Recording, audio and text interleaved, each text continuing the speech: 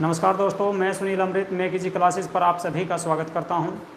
कैसे हैं आप लोग? जल्दी से लाइव आ जाइए सभी बच्चे।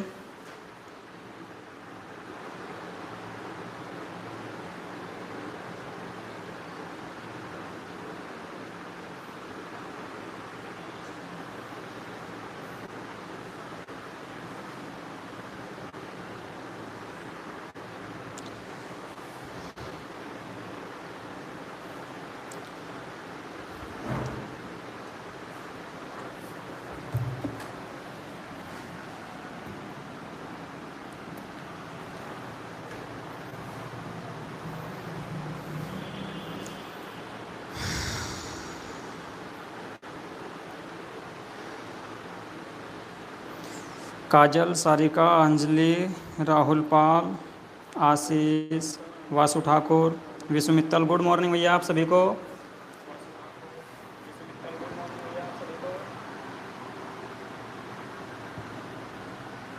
तो आज का जो हमारा टॉपिक होने वाला है, कार्यपालिका के अंतर्गत मैंने आपको बताया था राष्ट्रपति, उपराष्ट्रपति, प्रधानमंत्री और मंत्रिपरिषद। ठीक है, तो इसी के अंतर्गत जो है कार्यपालिका के अंतर्गत आता है आपका राष्ट्रपति। तो आज हम जो है राष्ट्रपति के बारे में पढ़ेंगे।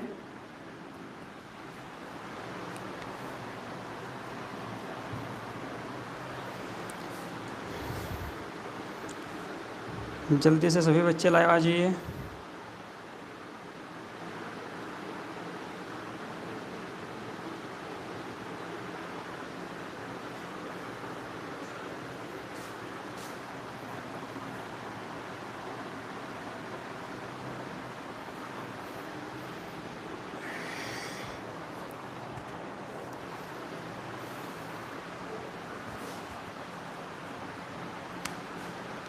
तो स्टार्ट करें।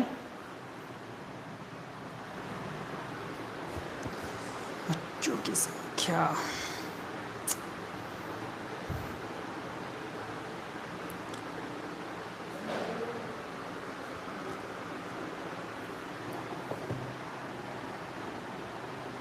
ठीक है।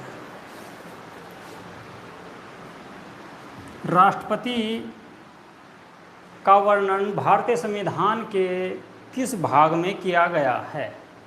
सबसे पहले तो हमें ये जानना जरूरी है कि राष्ट्रपति का जो चैप्टर है, राष्ट्रपति से लेकर जो टॉपिक है हमारा, कौन से भाग के अंतर्गत आता है।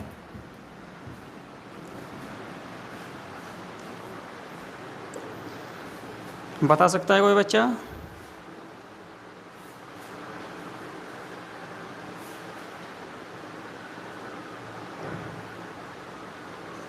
रुखसार, गुड मॉर्निंग। राष्ट्रपति का जो वर्णन किया गया है भारतीय संविधान के किस भाग के अंतर्गत राष्ट्रपति का वर्णन किया गया है?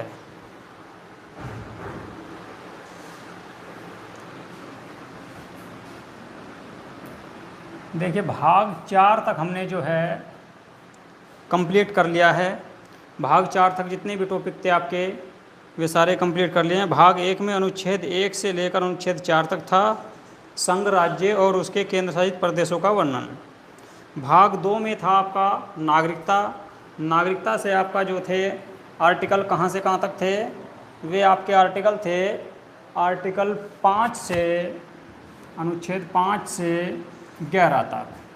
ये आपके आते हैं भाग 2 के अंतर्गत। इसके बाद आपके अनुच्छेद 12 से 35 तक मौलिक अधिकार भाग 3 के अंतर्गत आते हैं। भाग 1 में आपका अनुच्छेद 1 से लेकर 4 तक जो है भाग 1 में है संघ, राज्य और उसके केंद्र शासित प्रदेशों का वर्णन। भाग 2 में है नागरिकता का वर्णन। भाग 3 में मौलिक अधिकार। भाग 4 यानी कि अनुच्छेद 36 से लेकर 51 तक राज्य के नीति निदेशक तत्व। भाग 4 में हैं आपके डीपीएसपी यानी कि राज्य के नीति निदेशक तत्व। इसके बाद 51 के भाग 4 के या 4 के या 4A, इसके अंतर्गत हैं आपके मौलिक कर्तव्य। तो यहाँ तक तो सभी के याद होंगे। इसके बाद नंबर आता है भाग 5 का। तो केंद्र से संबंधित जितनी भी पोस्ट हैं, आपका प्रधानमंत्री, लोकसभा, राज्यसभा, संसद, मंत्रिमंडल, राष्ट्रपति, उपराष्ट्रपति, सभी जो हैं आपके भाग 5 के अंतर्गत आएंगे। यानी कि केंद्र से संबंधित जितने भी प्रावधान हैं, केंद्र से संबंधित जितने भी प्रावधान हैं, सभी का वर्णन भाग 5 में किया गया है। यानी कि केंद्र से संबंधित जितने भी आपके पद हैं, उन सब का वर्णन भाग 5 में किया गया है। ओके, प्रीतिपाल जय हिंद, अनिकांत गुड मॉर्निंग। तो इस चीज़ को आपको याद रखना है कि भाग 5 के अंतर्गत केंद्र से संबंधित जितने भी पद हैं, वे सभी आपके भाग 5 में हैं। और भाग 6 में आपके राज्य से संबंधित, जैसे कि राज्यपाल, मुख्यमंत्री, राज्यों के मंत्रिमंडल, आपकी विधानसभा, विधान परिषद, वे सब आपके जो हैं भाग 6 में आएंगे। ओके, ठीक है। तो इसके बाद अगला क्वेश्चन बनता है कि राष्ट्रपति का जो पद है वो कौन से अनुच्छेद के तहत है। राष्ट्रपति का जो पद है, भारतीय संविधान के किस अनुच्छेद में राष्ट्रपति के पद का वर्णन किया गया है।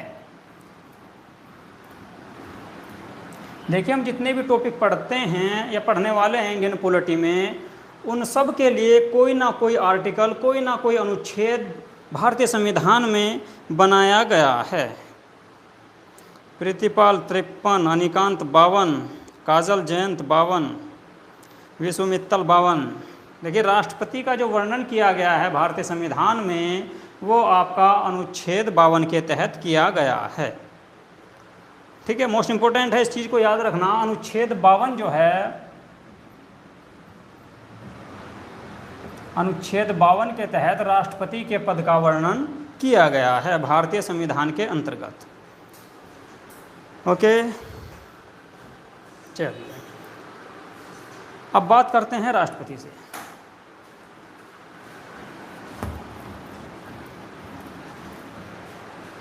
देखिए, भारत में मैंने आपको बताया था कि भारत में संसदीय प्रणाली को अपनाया गया है।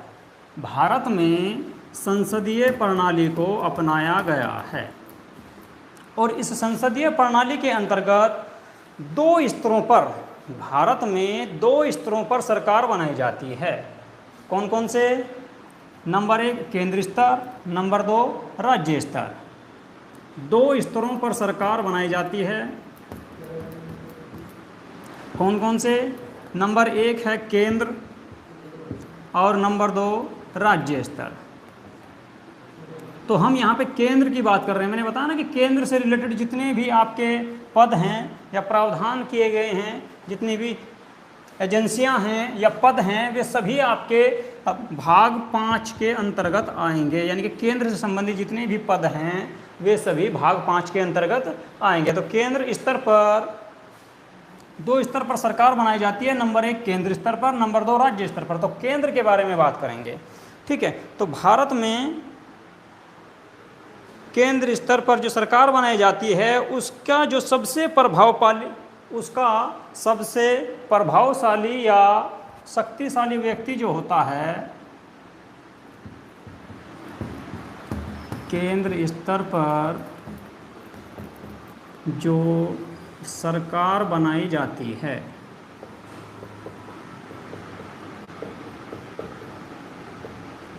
उसका जो सबसे प्रभावशाली या मुख्य व्यक्ति होता है, उसको राष्ट्रपति कहते हैं।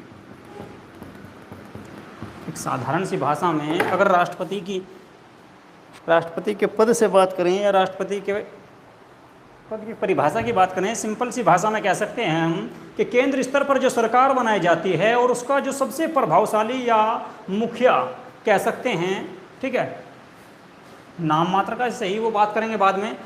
यानी कि जो केंद्र स्तर पर सरकार बनाई जाती है, उसका जो मुखिया होता है या हेड जो होता है या प्रमुख जो होता है, उसको राष्ट्रपति कहते हैं। सेंट्रल में प्रेसिडेंट, राज्य में राज्यपाल। जी हाँ अनिकांत, राष्ट्रपति। ठीक है जी। विश्व मित्तल 3 स्तर बताए थे, 3 स्तर बताए थे मैंने आपको, लेकिन ज़्यादातर जो है देखिए वो आपका पंचायत से संबंधित है। वो आपका 73वें और 74वें संविधान संशोधन के द्वारा जो तीसरा स्तर जोड़ा गया था पंचायत से, वो है। लेकिन वहाँ पर कोई अलग से सरकार नहीं बनाई जाती, आपको भी पता है, वो राज्य के ही अंतर्गत आते हैं। ओके विश्वमित्तल, वो जो तीसरा स्तर है आपका, स्थानीय स्तर पर जो सरकार बनाई जाती है, स्थानीय स्तर पर जो आपकी पंचायत और नगर निगम जो होती है, वो राज्य के ही अंतर्गत कार्य करती है। ओके ठीक है, चलिए, तो हम बात कर रहे थे राष्ट्रपति के बारे में, ठीक है। तो केंद्र स्तर पर जो सरकार बनाई जाती है, उसका जो प्रमुख होता है उसे राष्ट्रपति कहते हैं, ठीक है। तो केंद्र स्तर पर सरकार जो बनाई जाती है उसे राष्ट्रपति कहते हैं। और राष्ट्रपति को, यानी कि सरकार के अंतर्गत जितनी भी शक्तियां दी गई हैं, वे सभी राष्ट्रपति को प्राप्त हैं, लेकिन नाम मात्र की। ओके, इसके बाद भारत में सबसे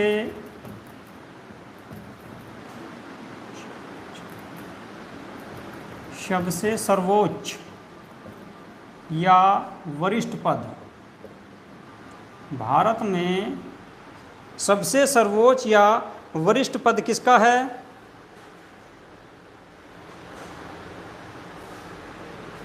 वो भी राष्ट्रपति का ही है। यानी कि राष्ट्रपति का जो पद है भारत में, वो सबसे सर्वोच्च है, सबसे ऊपर है। पदों की जब बात आती है तो प्रेसिडेंट का या राष्ट्रपति का पद सबसे उच्च है, यानी कि सर्वोच्च है। और इसके बाद यहाँ से एक और क्वेश्चन बनता है आपका कि भारत के प्रथम नागरिक भी राष्ट्रपति को ही कहा जाता है। भारत का प्रथम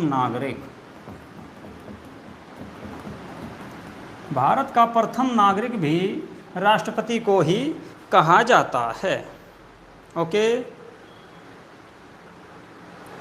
इसके बाद देखिए, भारतीय संविधान में आपका अनुच्छेद 74 के अंतर्गत मंत्रिपरिषद का वर्णन किया गया है। और उसमें कहा गया है कि जो आपकी ये मंत्रिपरिषद जो होगी, इसका जो प्रमुख होंगे वो कौन होंगे? राष्ट्रपति। यानी कि मंत्रिपरिषद के प्रमुख भी राष्ट्रपति ही होते हैं, लेकिन ये सिर्फ नाम मात्र के होते हैं। दीप तोमर। ओके, राष्ट्रपति जो हैं नाम मात्र के प्रमुख होते हैं, क्योंकि इनके पास वास्तविक शक्ति नहीं होती। वास्तविक शक्ति किसके पास होती है? राष्ट्रपति का पद जो है भारतीय संविधान के अनुसार सर्वोच्च पद है। ये जो है आपके सबसे बड़ा पद है आपका राष्ट्रपति का। और ये आपके कार्यपालिका जो होती है, कार्यपालिका के प्रमुख भी होते हैं, यानी कि हेड होते हैं, कार्यपालिका के प्रमुख होते हैं, ठीक है। और कार्यपालिका से संबंधित जितनी भी शक्तियां हैं वे सभी राष्ट्रपति के नाम से हैं, लेकिन राष्ट्रपति को नाम मात्र का प्रमुख माना जाता है। नाम मात्र का प्रमुख। तो वास्तविक प्रमुख कौन है? कार्यपालिका का या सरकार का वास्तविक प्रमुख काजल जयंत अनिकांत पीएम, यानी कि प्रधानमंत्री जो होते हैं,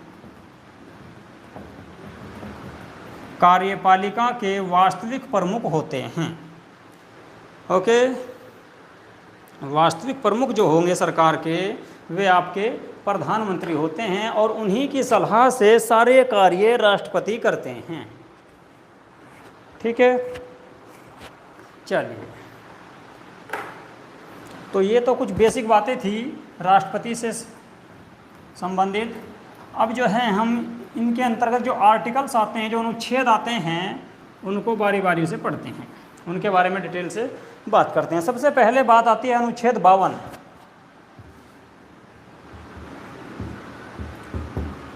अनुच्छेद 52 में क्या है? अभी आपको बताया था कि अनुच्छेद 52 में राष्ट्रपति के पद का वर्णन किया गया है। राष्ट्रपति के पद का जो वर्णन किया गया है वो कहाँ पे किया गया है? भारतीय संविधान के अंतर्गत अनुच्छेद 52 में किया गया है। वासु ठाकुर प्रधानमंत्री, विशु मित्तल प्रधानमंत्री। जी हाँ, वास्तविक प्रमुख जो होते हैं सरकार के या कार्यपालिका के, वे आपके प्रधानमंत्री होते हैं। ओके, चलो उस बात को छोड़िए, अब आगे आते हैं। अनुच्छेद 52 में, अनुच्छेद 52 कहता है कि भारत के अंतर्गत, भारत में जो भारत की जो सरकार होगी उसके अंतर्गत भारत में एक राष्ट्रपति का पद होगा। यानी कि राष्ट्रपति के पद का जो वर्णन किया गया है भारतीय संविधान के अंतर्गत अनुच्छेद 52 में किया गया है। ओके, इसके बाद अनुच्छेद 53, अनुच्छेद 53 क्या कहता है? अनुच्छेद 53 में देखिए ये सब जो है राष्ट्रपति से ही रिलेटेड हैं। तो इसमें क्या है? अनुच्छेद 53 में, अनुच्छेद 53 में राष्ट्रपति के कार्य और शक्तियों का वर्णन किया गया है कि राष्ट्रपति को क्या क्या पावर हैं और क्या क्या जो है वे कार्य करेंगे। ओके, तो यहाँ पर राष्ट्रपति के कार्य व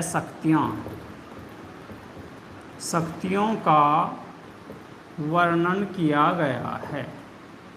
अनुच्छेद 53 के अंतर्गत राष्ट्रपति के कार्य और शक्तियों का वर्णन किया गया है। जो मैं नेक्स्ट वीडियो में आपका जो है ये आपका अनुच्छेद 53 के बारे में डिटेल में बात करेंगे। पूरा कंप्लीट सी जो है ये पूरा 1 ही घंटा लग जाएगा इसके अंतर्गत। जितनी भी शक्तियां हैं, जो जो पावर हैं, जो जो कार्य हैं राष्ट्रपति के, उन सब के बारे में बात करेंगे। ठीक है, राष्ट्रपति की शक्तियों का वर्णन किया गया है। जी हाँ, काजल जयंत, विशु मित्तल।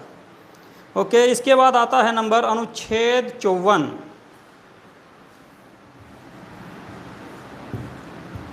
अनुच्छेद 54 में क्या है?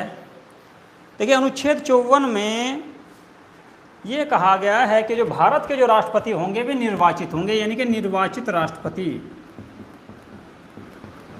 निर्वाचित राष्ट्रपति, यानी कि जो है जो राष्ट्रपति होंगे वो किसी को भी बना देंगे या राजा या रानी बन जाएंगे। वो जो भी आएंगे, जो भी राष्ट्रपति बनेंगे उनका निर्वाचन होगा, यानी कि चुनाव के द्वारा चुने जाएंगे। और इसके चुनाव में कौन कौन वोट करते हैं जल्दी से कमेंट करके बताएं। राष्ट्रपति के जो चुनाव है, राष्ट्रपति के निर्वाचन, ये कहा गया आपका अनुच्छेद 54 में कि एक भारत के जो राष्ट्रपति होंगे वे निर्वाचित होंगे। ठीक है, तो राष्ट्रपति के निर्वाचन में कौन कौन भाग लेता है जल्दी से बताएं।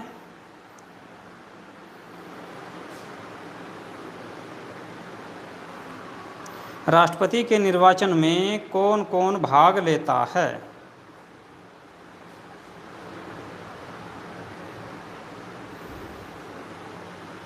लोकसभा के सदस्य, विशु मित्तल। जी हाँ, ठीक है। देखिए, मैं आपसे बता दूं, राष्ट्रपति के चुनाव में, राष्ट्रपति के निर्वाचन में संसद के और राज्यसभा के मेंबर अनेकांत, राज्यसभा और लोकसभा के मेंबर, क्या लिखा है? संसद के और राज्य विधानसभा के मेंबर, राज्यसभा के मेंबर वासु मित्तल, वासु ठाकुर। देखिए, निर्वाचक मंडल, मैं आपको बता दूं, राष्ट्रपति के निर्वाचन में निर्वाचक मंडल के सदस्य भाग लेते हैं।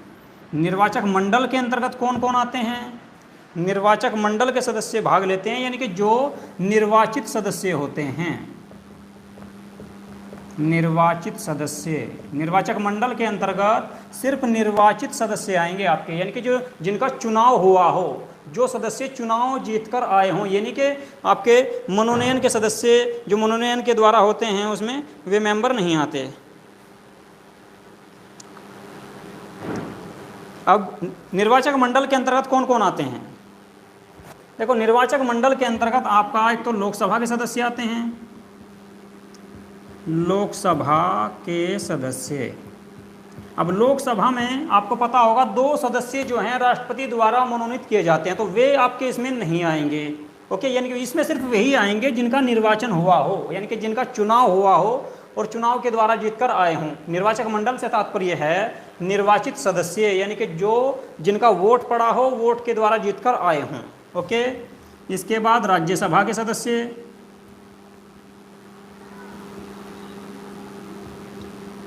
राज्यसभा के सदस्य, राज्यसभा के सदस्य भी आपके, यानी कि इसमें तो -2 करने हैं, इसमें -12 मेंबरों को छोड़कर जो 12 सदस्य राष्ट्रपति द्वारा मनोनीत किए जाते हैं वे भाग नहीं लेंगे।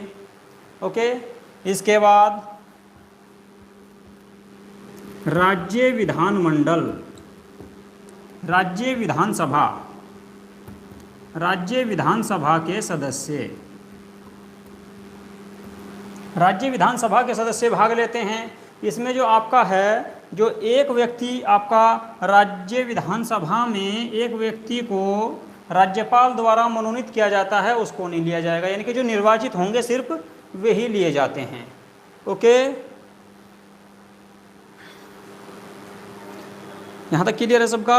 राष्ट्रपति के जो चुनाव में भाग लेते हैं लोकसभा के निर्वाचित सदस्य, राज्यसभा के निर्वाचित सदस्य और राज्य विधानसभा के निर्वाचित सदस्य। इसके बाद आपके जो हैं दिल्ली, पुदुचेरी और जम्मू कश्मीर में भी विधानसभा है।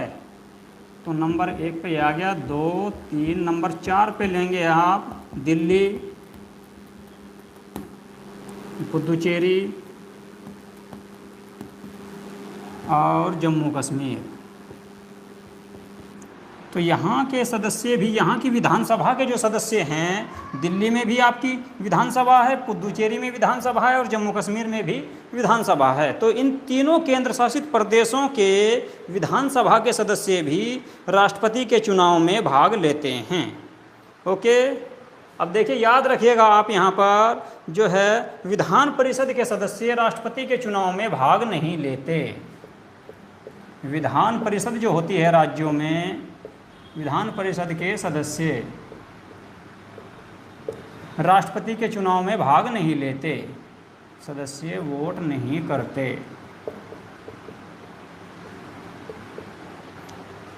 ओके, राष्ट्रपति के चुनाव में लोकसभा के निर्वाचित सदस्य, राज्यसभा के निर्वाचित सदस्य और राज्य विधानसभा के निर्वाचित सदस्य और दिल्ली, पुदुचेरी व जम्मू कश्मीर यानी कि केंद्र शासित प्रदेश में, जिन केंद्र शासित प्रदेशों में विधानसभा है उनके निर्वाचित सदस्य भाग लेते हैं। एक चीज़ और याद रखनी है आपको, विधान परिषद के जो राज्यों में, जिन राज्यों में विधान परिषद है उनके सदस्य राष्ट्रपति के चुनाव में भाग नहीं लेते। क्यों? क्योंकि वो इसलिए कर रखा है, देखिए, क्योंकि विधान परिषद प्रत्येक राज्यों में नहीं है।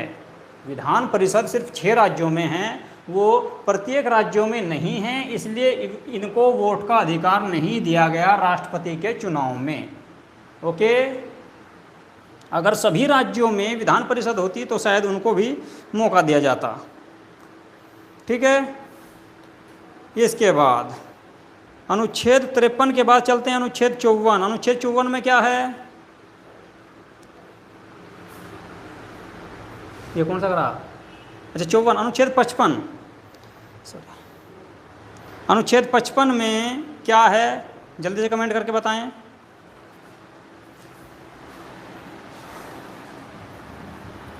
अनुच्छेद 55, अनुच्छेद 52 में राष्ट्रपति के पद का वर्णन है। अनुच्छेद 53 में राष्ट्रपति के कार्य एवं शक्तियों का वर्णन है। अनुच्छेद 54 में कहा गया है कि जो भारत के जो राष्ट्रपति होंगे वे निर्वाचित होंगे। इसके बाद अनुच्छेद 55,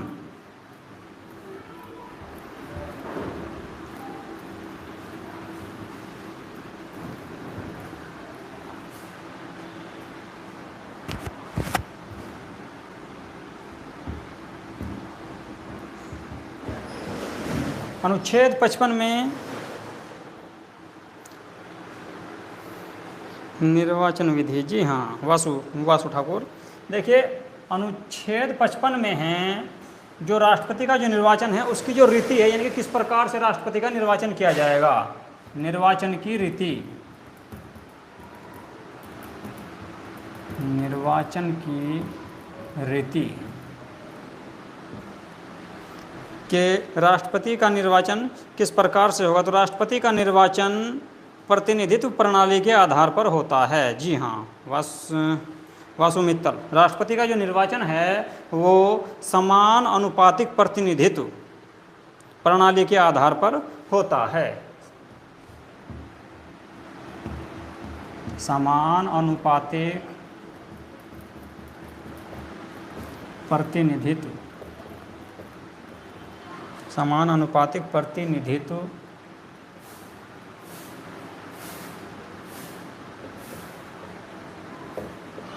प्रणाली के आधार पर होता है।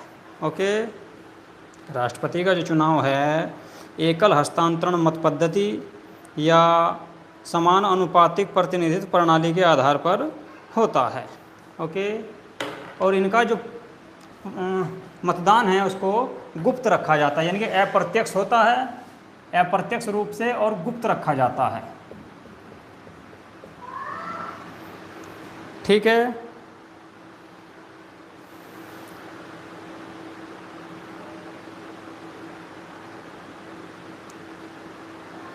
यहाँ तक क्लियर हुआ सभी का? अब देखिए एक और मैं यहाँ से बता दूँ आपका, जो इनके जो राष्ट्रपति का निर्वाचन होता है, राष्ट्रपति के निर्वाचन में संघ से यानी कि केंद्र से कितने मेंबर वोट करते हैं और राज्यों से कितने मेंबर वोट करते हैं, जल्दी से बताएं। देखिए संघ से मतलब है लोकसभा और आपके राज्यसभा। लोकसभा राज्यसभा के आपके आएंगे 776 मेंबर।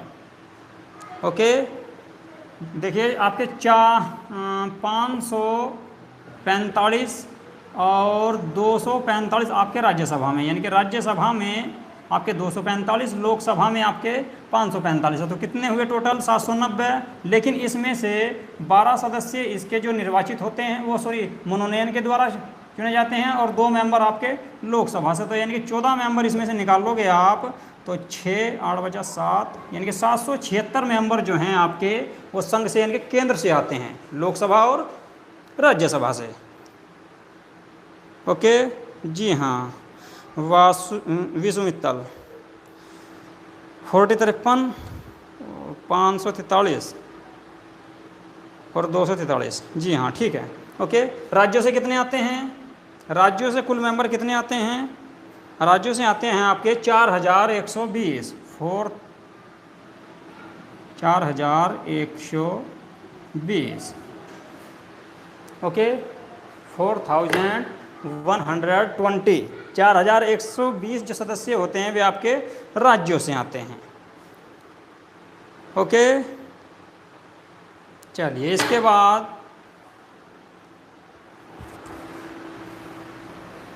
अनुच्छेद 55 हो गया। अनुच्छेद 56,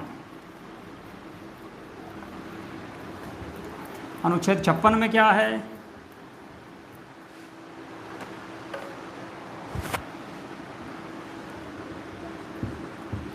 अनुच्छेद 56, अनुच्छेद 56 में टाइम पीरियड, काजल जयंत, जी हाँ, पदावधि यानी कि राष्ट्रपति के जो पद की अवधि होती है उसका वर्णन किया गया है। राष्ट्रपति के पद की अवधि यानी कि राष्ट्रपति के जो पद की अवधि होती है उसका वर्णन किया गया है अनुच्छेद 56 में कि राष्ट्रपति कितने दिन तक अपने पद पर रहेंगे। तो कितने दिन की पदावधि है राष्ट्रपति की, जो टाइम पीरियड है राष्ट्रपति का वो कितना है? राज्यों से 4120, विष्णु मित्तल, राज्यों से जो है आपके, राज्यों से जो आते हैं 4120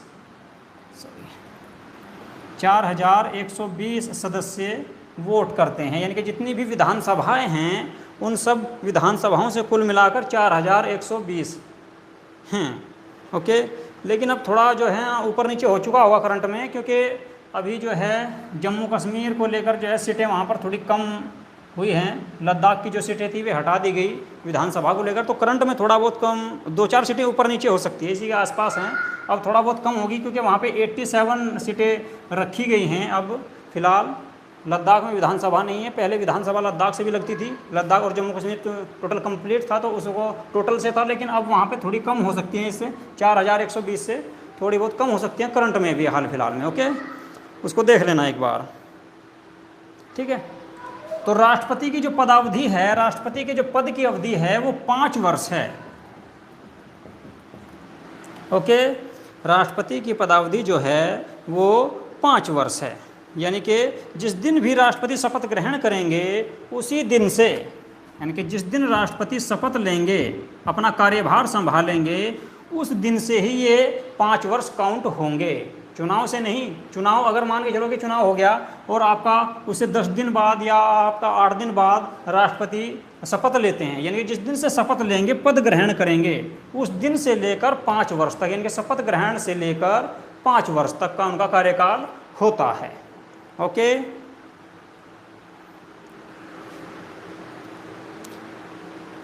ठीक है यहाँ तक। लेकिन यदि वे बीच में अपना त्यागपत्र देते हैं तो उसके बाद कौन बनेंगे राष्ट्रपति? यदि वे बीच में अपना त्यागपत्र दे देते हैं, यदि राष्ट्रपति अपना त्यागपत्र देते हैं तो किसको देंगे?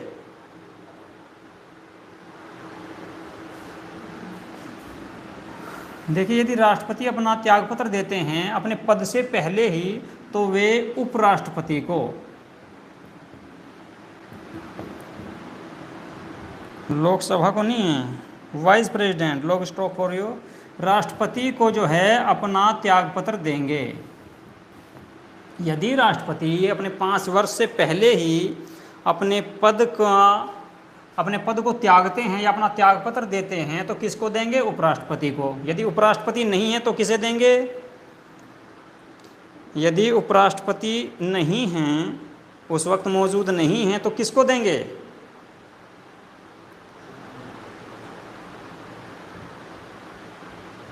जल्दी से कमेंट करके बताएं। लोकसभा को काजल जयंत, लोकसभा में तो देखिए इतने मेंबर हैं, किसको देंगे? लोकसभा में आपके जो हैं 545 मेंबर होते हैं आज जो फिलहाल वर्तमान की जो कंडीशन है, तो किसको देंगे? अध्यक्ष को नहीं, अनिकांत सुप्रीम कोर्ट के मुख्य न्यायाधीश को। जी हाँ, प्रीतिपाल न्यायाधीश। देखिए, सुप्रीम कोर्ट के जो मुख्य न्यायाधीश हैं, सुप्रीम कोर्ट के मुख्य न्यायाधीश, सुप्रीम कोर्ट के जो मुख्य न्यायाधीश हैं उनको जो है वे अपना त्यागपत्र देंगे, और यदि वे भी नहीं हैं तो किसी वरिष्ठ न्यायाधीश को देंगे। ओके,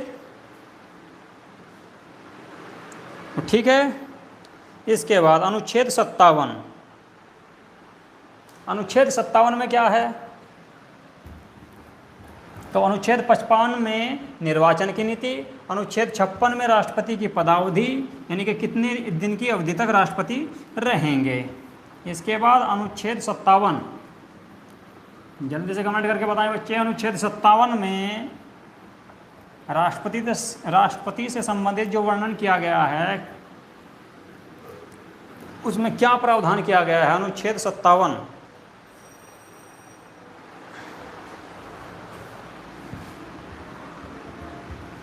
अनुच्छेद 57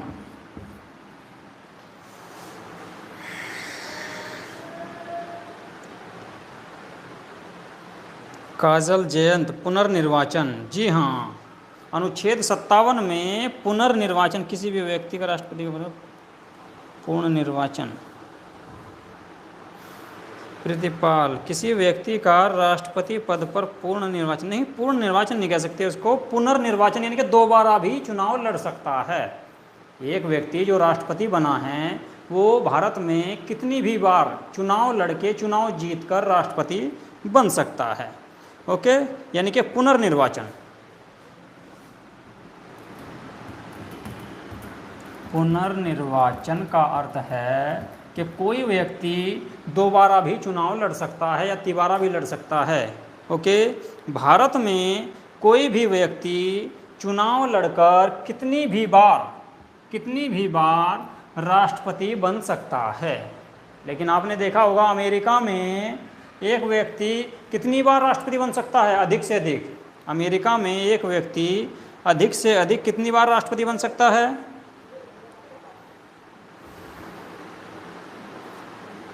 अमेरिका में एक व्यक्ति 2 बार। सारिका चौधरी, जी हाँ, देखिए अमेरिका विश्व में तल 1 बार नहीं भैया, 2 बार। अमेरिका में एक व्यक्ति अपने जीवन काल में 2 बार राष्ट्रपति बन सकता है। लेकिन भारत में है कि कोई भी व्यक्ति कितनी भी बार निर्वाचित हो सकता है, यानी कि चुनाव लड़कर, चुनाव जीतकर कितनी भी बार राष्ट्रपति बन सकता है। कोई उसके लिए सीमा नहीं है कि आप 2 ही बार बनोगे या 3 बार या 1 बार। ओके, ठीक है। अनिकांत 62 ईयर्स तक। देखिए, राष्ट्रपति के पद के लिए कोई आयु सीमा नहीं है। अधिकतम, न्यूनतम है आपकी 35 वर्ष, लेकिन अधिकतम कोई आयु सीमा नहीं है। चाहे वो 70 साल हो या 20 साल का हो या 120 साल, कितने भी पीरियड का हो, कितने भी टाइम का हो, उसको जो है, अगर वो चुनाव लड़के चुनाव जीत जाता है, चुनाव में देखिए वो आपके राष्ट्रपति के लिए ही नहीं, मैं बता देता हूँ आपको कि चुनाव के द्वारा जितने भी पद भारत में, चुनाव के द्वारा, वोट के द्वारा जितने भी वोट डालकर जितने भी पद हैं आपके, चुनाव के द्वारा जो भी व्यक्ति चुना जाता है उसकी न्यूनतम सीमा तो है, लेकिन अधिकतम कोई सीमा नहीं है। अधिकतम सीमा तय नहीं की गई। भारतीय संविधान में जितने भी पद आपके चुनाव के द्वारा,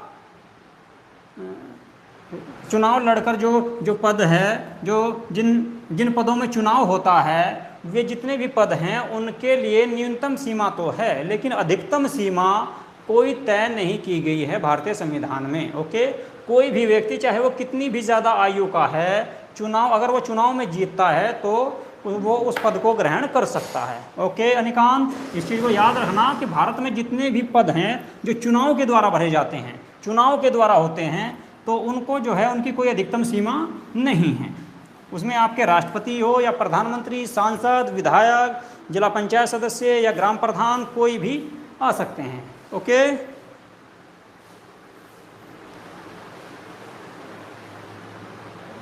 चाहे उस पर खड़ा भी न होया जाए। हाँ जी, चाहे खड़ा भी न हो जाए, अगर वो चुनाव लड़ रहा है और उसको वोट मिलती है तो उसको जो है वो पद दिया जाएगा, चाहे उस पर खड़ा भी न होया जाए। ठीक है विश्व मित्तल, हाँ जी, चाहे खड़ा भी ना होया जाए, कोई दिक्कत नहीं है। अब उस चीज़ को तो वोट देने वालों को देखना है ना कि उस पर खड़ा नहीं होया जाता तो उसको वोट क्यों दे रहे हैं। ऐसे व्यक्ति को वोट क्यों दी जा रही है कि जिस पे खड़ा भी नहीं होया जा रहा है। ठीक है, तो वो तो वोट देने वालों को देखना, अगर उसे पसंद कर रहे हैं लोग, वोट दे रहे हैं, तो फिर तो देना ही पड़ेगा उसको। ओके, हाँ जी, अमेरिका में भी वोट होती है, लोकतंत्र है वहाँ पर भी।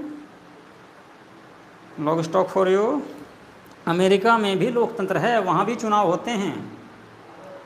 ओके, ठीक है, चलो इसके बाद बात करते हैं अनुच्छेद 57 हो गया।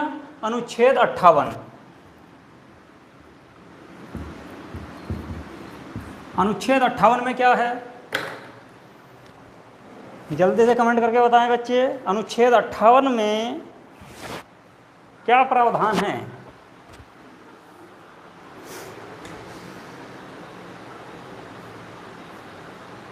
अनुच्छेद 58 में योग्यता का, काजल जयंत जी हाँ, देखिए राष्ट्रपति का जो पद है उसके लिए जो योग्यता है, योग्यता का वर्णन किया गया है।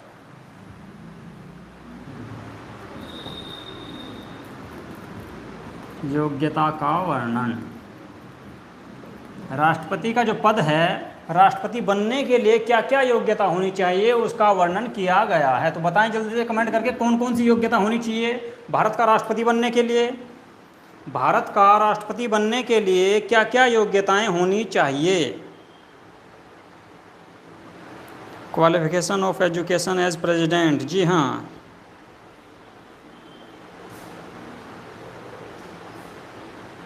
स्किल्स ऑफ प्रेसिडेंट, क्या क्या योग्यताएं होनी चाहिए? काजल जयंत, भारत का नागरिक होना चाहिए, जी हाँ ठीक है। आदित्य कुमार, भारत का नागरिक होना चाहिए। 35 वर्ष की एज पूरी कर चुका हो, ठीक है। पीएचडी में क्वालिफाई, अनिकांत पीएचडी की जरूरत नहीं। देखिए चुनाव में जितने भी चुनाव के द्वारा पद होते हैं, एक और बता दूं मैं आपको, जितने भी चुनाव के द्वारा पद होते हैं, यानी कि वोट के द्वारा जितने भी पद हैं उनके लिए कोई क्वालिफिकेशन नहीं है, यानी कि योग्यता, पढ़ाई लिखाई के लिए कोई योग्यता, चाहे अनपढ़ भी हो कोई दिक्कत नहीं है, ठीक है। पागल या दिवालिया न हो, जी हाँ, भारत का नागरिक हो। देखिए सबसे पहली बात तो यही आती है कि भारत का नागरिक हो, भारत का नागरिक हो। वह व्यक्ति जो राष्ट्रपति का चुनाव लड़ रहा है वह भारत का नागरिक हो। नंबर 2, 35 वर्ष की आयु पूरी कर चुका हो, यानी कि 35 वर्ष की आयु कंप्लीट कर चुका हो, 35 वर्ष की आयु पूरी कर चुका हो। ये आपकी न्यूनतम है, ओके, अधिकतम कोई आयु नहीं है। इसके बाद हाँ जी, पप्पू भी भारत के नागरिक हैं, विश्व मित्तल, ओके, पर 35 वर्ष की आयु भी पूरी कर चुके हैं, ठीक है, तो राष्ट्रपति बन सकते हैं, ठीक है। इसके बाद नंबर 3 पे क्या योग्यता है? नंबर 3 पे है जी आपका, वे जो व्यक्ति है जो राष्ट्रपति का चुनाव लड़ रहा है वो किसी सरकारी पद पर ना हो, यानी कि लाभ के पद पर न हो, लाभ के पद पर न हो। अब देखिए, लाभ के पद से संबंधित है, यहाँ पे आपका सांसद जो विधायक होते हैं उनको लाभ का पद नहीं माना गया है। भारत में जो सरकारी नौकरी कर रहा है, जो सरकारी नौकरी है, उसी को लाभ का पद माना गया है।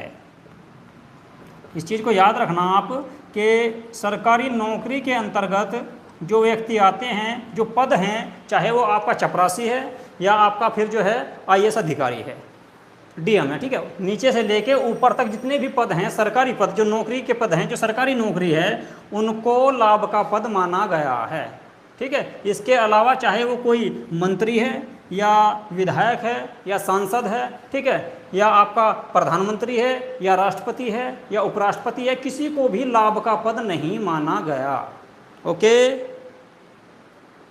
तो लाभ के पद से जो तात्पर्य है, लाभ का पद सिर्फ सरकारी नौकरी को ही माना गया है, ठीक है।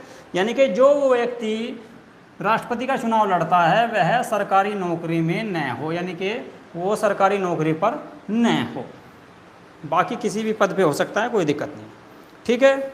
इसके बाद और क्या योग्यताएं हैं?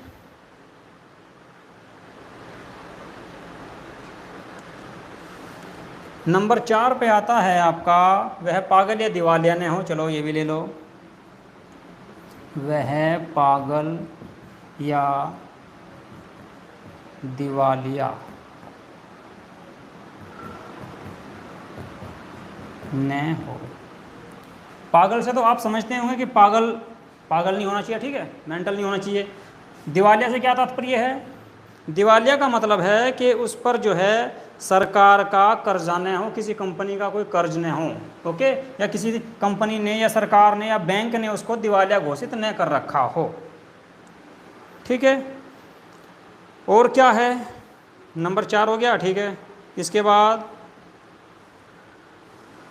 नंबर 5 में आता है आपका, लोकसभा का सदस्य बनने के योग्य हो, लोकसभा का सदस्य बनने के योग्य हो, यानी कि जो व्यक्ति राष्ट्रपति का चुनाव लड़ रहा है वो कम से कम इतनी योग्यता तो रखता ही हो कि लोकसभा का सदस्य बनने के योग्य हो। इसके बाद नंबर 6 पे मोस्ट इम्पोर्टेंट है, एक और पॉइंट रह गया जो बहुत ज़्यादा मोस्ट इम्पोर्टेंट है, जल्दी से बताएं। इसको हटा लेता हूँ यहाँ से। वो क्या है, जल्दी बताएं कमेंट करके।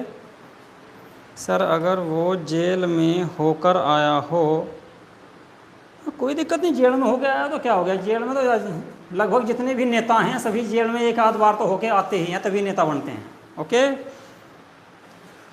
अक्सर भारत में देखा गया है कि जो जेल में होके आ जाते हैं नहीं, तो वही नेता बनते हैं, और नेता ही राष्ट्रपति बनते हैं या प्रधानमंत्री बनते हैं,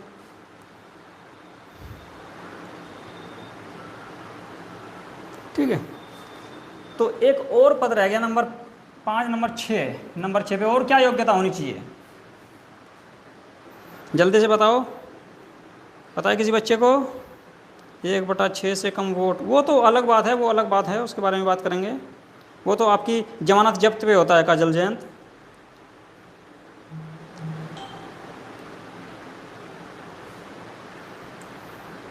नंबर 6 पे है, देखिए, जो व्यक्ति राष्ट्रपति का चुनाव लड़ रहा हो उसको कम से कम उसके साथ 50 अनुमोदक,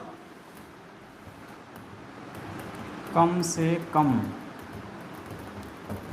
50 अनुमोदक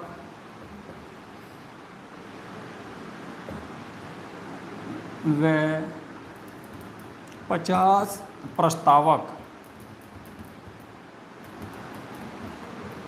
होने चाहिए।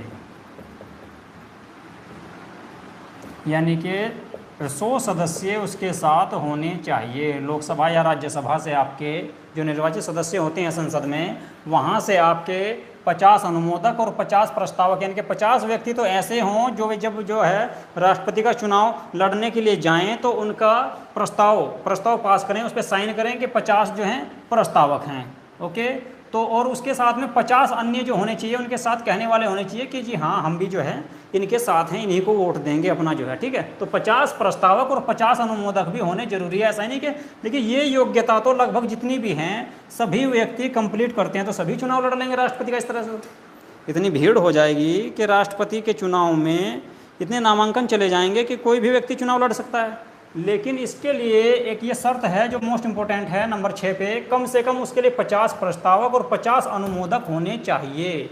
संसद के जो सदस्य होते हैं राज्यसभा या लोकसभा से, ओके, उसमें 50 तो आपके प्रस्तावक जो प्रस्ताव पास करें कि हाँ हम इन व्यक्ति को राष्ट्रपति चुनना चाहते हैं, और 50 उनके साथ में अनुमोदक भी होने चाहिए जो कहें कि जी हाँ हम भी इन्हीं के साथ हैं।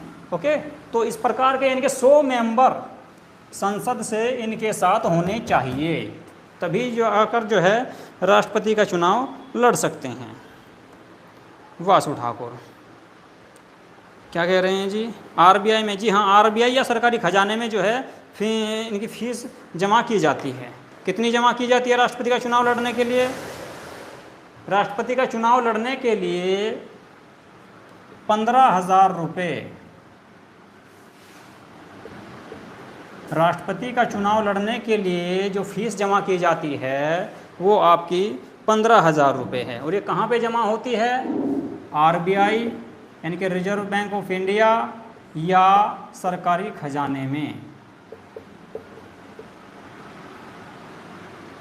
सरकारी ट्रेजरी जो होती है वहाँ पर, या आरबीआई में जमा करने होते हैं। इसके बाद अगला क्वेश्चन बनता है कि जो है ये आपका राष्ट्रपति के पद के लिए ये तो योग्यताएं होंगी क्या क्या? भारत का नागरिक होना चाहिए, 35 वर्ष की आयु पूरी कर चुका हो, किसी लाभ के पद पर न हो यानी कि सरकारी नौकरी पर न हो, वह पागल या दिवालिया न हो, लोकसभा का सदस्य बनने के योग्य हो, और नंबर 6 मोस्ट इम्पोर्टेंट है, कम से कम 50 अनुमोदक और 50 प्रस्तावक होने चाहिए।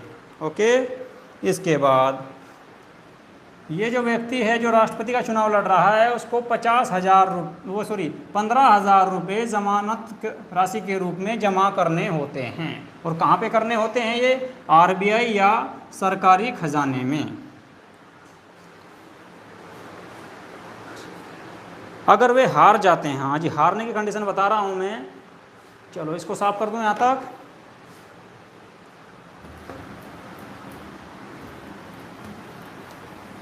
हारने की कंडीशन में अब देखिए ये जमानत राशि जमा की जाती है और ये बाद में वापस कर दी जाती है, लेकिन किसको वापस मिलती है? ये सिर्फ उसी को वापस मिलती है जिसे अच्छी खासी वोट प्राप्त हुई हो। यानी कि एक आंकड़ा दिया गया है कि कम से कम आपको कुल वोटों का इतने प्रतिशत वोट प्राप्त होना चाहिए। तो वो कितना है? वो है आपका 1/6। ओके, राष्ट्रपति का चुनाव लड़ने के लिए जो जमानत राशि जमा होती है वो आपकी जो है वापस कर दी जाती है, लेकिन उसमें आपका जमानत जब्त भी होती है। जमानत जब्त किसकी होती? जो जीत जाता है उसको तो वापस मिल ही जाते हैं, लेकिन जो हार जाते हैं और उन्हें कुल यानी कि वेद जो मत होते हैं, कुल मतों का, वेद मतों का 1/6, वेद मतों का 1/6 से कम यदि वोट प्राप्त होता है तो उनकी जमानत जब्त हो जाती है। यानी कि वे 15,000 रुपये सरकारी खजाने में ही रह जाते हैं, सरकार के खाते में चले जाते हैं, वे उस कैंडिडेट को नहीं मिलेंगे वापस। ओके। और ये देखिए मैं आपको बता दूं, ये आपके राष्ट्रपति के लिए ही नहीं है। चुनाव के द्वारा जितने भी पद भरे जाते हैं भारत में, चाहे आपके राष्ट्रपति हो, उपराष्ट्रपति,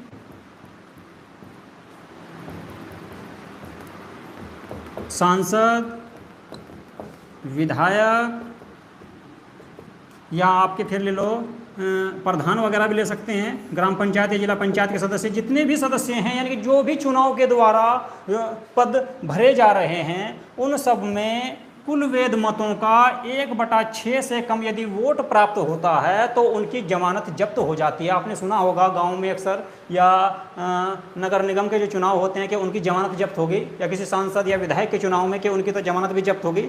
यदि उनको जो जितने वेद मत हैं, यानी कि जितने वहाँ पर मत हैं, वेद मत हैं, जो कुल वोट हैं, उनका 1/6 से कम प्राप्त होता है तो उनकी जमानत जब्त कर ली जाती है। यानी कि जितनी भी जमानत होती है, उनकी जमानत राशि जो होती है उसको जब्त कर लिया जाता है, सरकार अपने पास रखती है। ओके। विश्व मित्तल, हारने वाले के लिए अगर 1/6 से कम वोट मिले तब, हाँ जी, तभी जो है उनकी जमानत जब्त होती है। अगर 1/6 वोट प्राप्त हो जाते हैं या उससे अधिक प्राप्त होते हैं तो उनकी राशि वापस कर दी जाती है। ओके, यहाँ तक क्लियर है सबका? चलिए 59 में देखिए।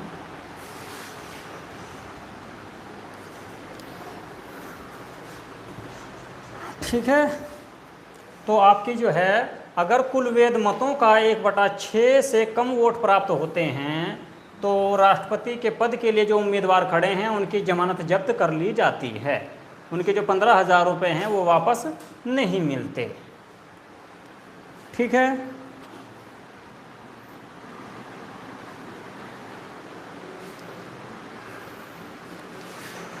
इसके बाद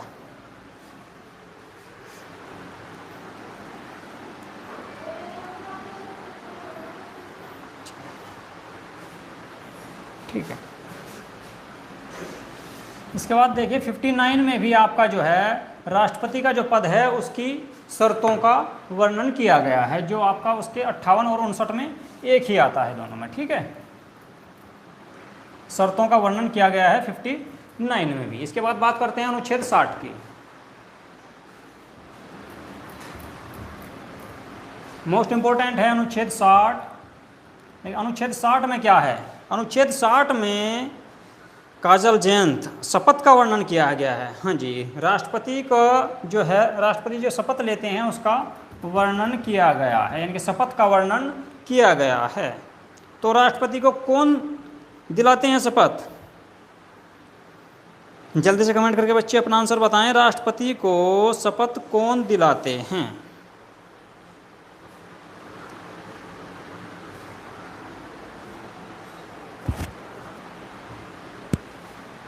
राष्ट्रपति को शपथ कौन दिलाते हैं?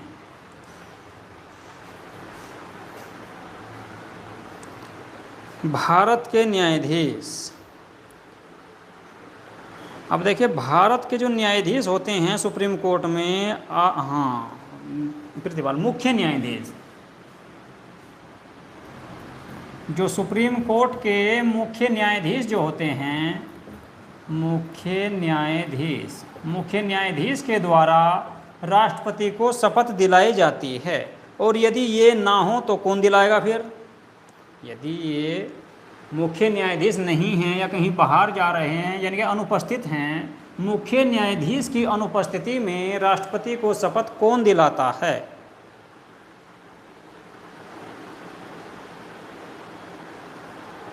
आशीष, सुप्रीम कोर्ट के न्यायाधीश। देखिए, सुप्रीम कोर्ट में आज वर्तमान में देखा जाए तो 34 न्यायाधीश हैं। ठीक है, तो उनमें से यानी कि 33+1 आज के वक्त, तो कुल 34 न्यायाधीश हैं। तो इनमें से जो एक व्यक्ति है, मुख्य न्यायाधीश कहेंगे उसको। ठीक है, मुख्य न्यायाधीश जो है राष्ट्रपति को शपथ दिलाते हैं।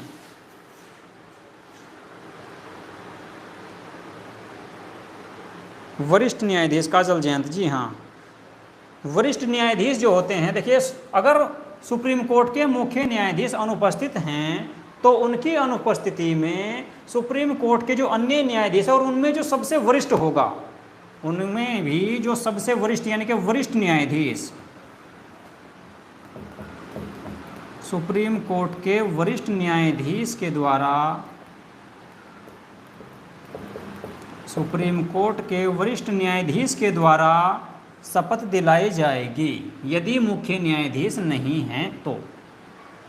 ओके, इसके बाद आपका 60 हो गया। इसके बाद अनुच्छेद, मोस्ट इंपोर्टेंट है आपका अनुच्छेद 61, बहुत बार एग्जाम में आता है अनुच्छेद 61, ठीक है, मोस्ट इंपोर्टेंट है। तो क्या है ये, जल्दी से अपना कमेंट करके आंसर दे बच्चे। अनुच्छेद 61 में किसका वर्णन किया गया है? मोस्ट इंपोर्टेंट है, बहुत बार एग्जाम में आया है अनुच्छेद 61 और लगभग छोटी परीक्षाओं में जैसे एसएससी, रेलवे, ग्रुप डी और आपका सीजीएल वगैरह में भी बहुत ज़्यादा आता है ये कि अनुच्छेद 61 में किसका वर्णन किया गया है।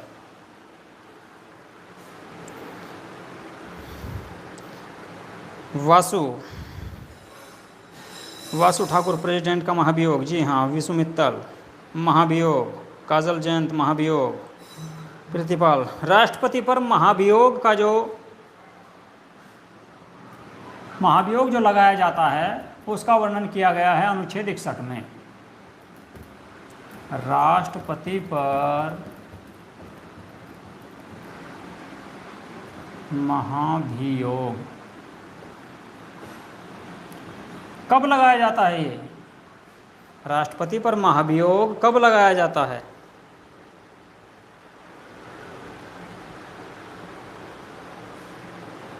राष्ट्रपति पर महाभियोग कब लगाया जाता है?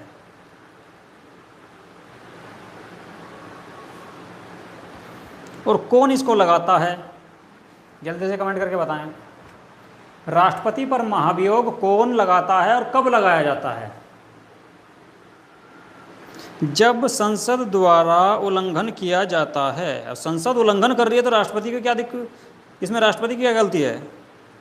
विशु मित्तल, अगर संसद कोई गलती कर रही है तो राष्ट्रपति पर क्यों लगाया जा रहा है महाभियोग? राष्ट्रपति की क्या गलती है उसमें भैया?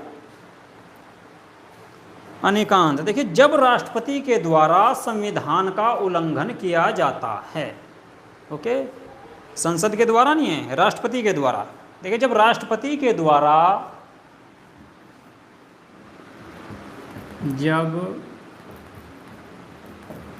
राष्ट्रपति संविधान का उल्लंघन, संविधान का उल्लंघन करते हैं तो कौन लगाता है राष्ट्रपति पर महाभियोग? जब राष्ट्रपति संविधान का उल्लंघन करते हैं, ठीक है, या संविधान के अनुसार कार्य नहीं करते, जब राष्ट्रपति संविधान का उल्लंघन करते हैं या राष्ट्रपति संविधान का पालन नहीं कर रहे हैं, संविधान के अनुसार कार्य नहीं कर रहे हैं, तो उन पर महाभियोग लगाया जाता है। ठीक है, तो कहाँ पर लाया जाता है, कहाँ पर लगाया जाता है? राज्यसभा और लोकसभा में। जी हाँ, काजल जैन, देखिए राज्यसभा और लोकसभा में महाभियोग लाया जाता है। राज्यसभा या लोकसभा दोनों में से किसी भी सदन में राष्ट्रपति पर महाभियोग लगाया जा सकता है। दोनों में से किसी भी सदन में, पार्लियामेंट में यानी कि संसद में, राज्यसभा हो या लोकसभा, दोनों में से किसी के भी द्वारा महाभियोग की प्रक्रिया शुरू की जा सकती है राष्ट्रपति पर। ठीक है, लेकिन इस महाभियोग को लगाने से पहले राष्ट्रपति को कितने दिन पहले सूचना देनी होती है? महाभियोग लगाने से पहले राष्ट्रपति पर जब महाभियोग लगाया जाता है उससे पहले राष्ट्रपति को सूचना देनी होती है। तो कितने दिन पहले? अनिकांत 14, यानी कि 14 दिन पहले 14 दिन पहले राष्ट्रपति को सूचना देनी होती है कि आप पर महाभियोग लगाया जा रहा है। ओके, इसके बाद ही कोई भी सदन, चाहे आपका राज्यसभा हो या लोकसभा, उस महाभियोग के लिए प्रस्ताव लाता है। महाभियोग के लिए प्रस्ताव लाया जाता है और ये प्रस्ताव लाने के बाद, यानी कि अगर आपका ये प्रस्ताव राज्यसभा में आया है तो राज्यसभा में पास होने के बाद लोकसभा के पास भेजा जाता है। ओके, वासु ठाकुर 14 दिन, हाँ जी, 14 दिन पहले राष्ट्रपति को सूचना दी जाती है कि आप पर महाभियोग लगाया जा रहा है, और फिर ये दोनों सदनों में अलग अलग पास होने के बाद ही राष्ट्रपति को उनके पद से हटाया जाता है। यदि यह दोनों सदनों में अलग अलग पास हो जाता है तभी जो है राष्ट्रपति को उसके पद से हटाया जाता है। इसके बाद एक और क्वेश्चन बनता है कि राष्ट्रपति पर जो मुकदमा चलाया जाता है वो कहाँ पर चलाया जाता है, कौन सी कोर्ट में चलाया जाता है? राष्ट्रपति पर जो मुकदमा चलाया जाता है वो किस कोर्ट में चलाया जाएगा?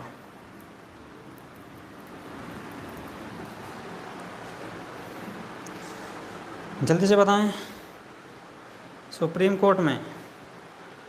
काजल जयंत, जी हाँ, देखिए राष्ट्रपति से संबंधित जो भी वाद होता है, राष्ट्रपति के चुनाव से संबंधित हो, या राष्ट्रपति को पद से हटाने के संबंधित हो, या राष्ट्रपति पर कोई जांच बैठी हो, निशांत शर्मा, ठीक है, रुखसार, सुप्रीम कोर्ट। देखिए सुप्रीम कोर्ट में ही राष्ट्रपति पर मुकदमा चलाया जाता है, न कि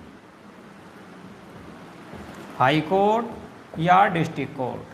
आपके हाई कोर्ट या डिस्ट्रिक्ट कोर्ट में राष्ट्रपति पर मुकदमा नहीं चलाया जाएगा, राष्ट्रपति पर सिर्फ सुप्रीम कोर्ट में ही मुकदमा चलाया जाता है। ओके, और यदि राष्ट्रपति का पद रिक्त होता है तो उपराष्ट्रपति को राष्ट्रपति का पद दिया जाता है। ये भी आपको मालूम होगा, यदि राष्ट्रपति बीच में ही त्यागपत्र देते हैं या महाभियोग के द्वारा हटाए जाते हैं तो उनके बाद पद को कौन संभालता है? उपराष्ट्रपति।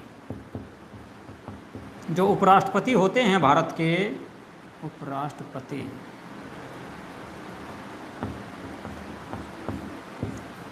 भारत के राष्ट्रपति का पद संभालते हैं यदि उन पर महाभियोग सिद्ध हो जाता है और उन्हें पद से हटाया जाता है, या वे अपना त्यागपत्र दे देते हैं, या उनकी डेथ हो जाती है। किसी भी स्थिति में यदि राष्ट्रपति का पद रिक्त होता है तो ऐसी स्थिति में यानी कि वे अपना कार्यकाल पूरा नहीं करते, 5 साल का कार्यकाल पूरा नहीं करते, तो ऐसी स्थिति में उपराष्ट्रपति राष्ट्रपति का पद संभालते हैं।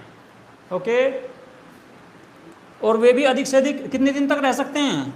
अधिक से अधिक 6 माह तक, यानी कि 6 माह के अंदर दोबारा चुनाव कराना जरूरी होता है। और यदि देखो मान के चलो कि राष्ट्रपति ने अपना त्यागपत्र दे दिया, या फिर राष्ट्रपति पर महाभियोग सिद्ध हो गया, या राष्ट्रपति की डेथ हो गई, ऐसी स्थिति में उपराष्ट्रपति को राष्ट्रपति बनाया जाता है। लेकिन यदि राष्ट्रपति भी उस टाइम पे ना हो या अपना त्यागपत्र दे दें तो कौन बनेगा? राष्ट्रपति का कार्यभार कौन संभालेंगे?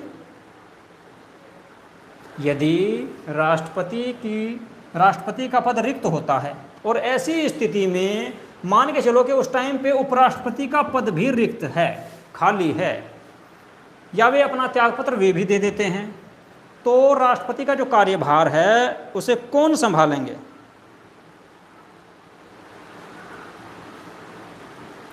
हनीकांत, सुप्रीम कोर्ट के मुख्य न्यायाधीश। लॉग स्टॉक फॉर यू, जी हाँ, सुप्रीम कोर्ट के जो मुख्य न्यायाधीश हैं वे उस पद को संभालेंगे। राष्ट्रपति का जो कार्यभार है उसको सुप्रीम कोर्ट के जो मुख्य न्यायाधीश होंगे, मुख्य न्यायाधीश, सुप्रीम कोर्ट के मुख्य न्यायाधीश उनके पद को संभालेंगे, उनका जो कार्यभार है उसको देखेंगे जब तक नए राष्ट्रपति का निर्वाचन नहीं हो जाता या नए राष्ट्रपति चुनाव के द्वारा चुनकर नहीं आ जाते। ओके, ठीक है। यदि राष्ट्रपति पर महाभियोग लगाया जाता है या उनकी डेथ हो जाती है या वे अपना त्यागपत्र देते हैं, किसी भी स्थिति में यदि राष्ट्रपति का पद रिक्त होता है तो ऐसी स्थिति में उपराष्ट्रपति को राष्ट्रपति बनाया जाता है। लेकिन यदि राष्ट्रपति भी अपने पद पर नहीं है, उनका भी पद रिक्त है, तो ऐसी स्थिति में उनका कार्यभार राष्ट्रपति का जो संभालेंगे सुप्रीम कोर्ट के मुख्य न्यायाधीश संभालेंगे। और यदि सुप्रीम कोर्ट के मुख्य न्यायाधीश भी नहीं हैं तो अन्य वरिष्ठ न्यायाधीश उनका कार्यभार देखेंगे। ओके, ठीक है। तो आज का वीडियो आपका यहीं तक था। इसके बाद मैंने आपको बताया था कि अनुच्छेद जो 53 में है आपका कार्य और राष्ट्रपति की शक्तियाँ, वो मैं आपको कल को कराऊंगा, ठीक है। तो आज का वीडियो आपको कैसे लगा कमेंट करके ज़रूर बताएं। और किसी भी बच्चे को अगर कोई दिक्कत है इस चैप्टर को लेकर या राष्ट्रपति के संबंध में, तो वो कमेंट करके बता सकता है, उसको मैं कल को क्लियर करा दूंगा। ओके, ठीक है, नमस्कार।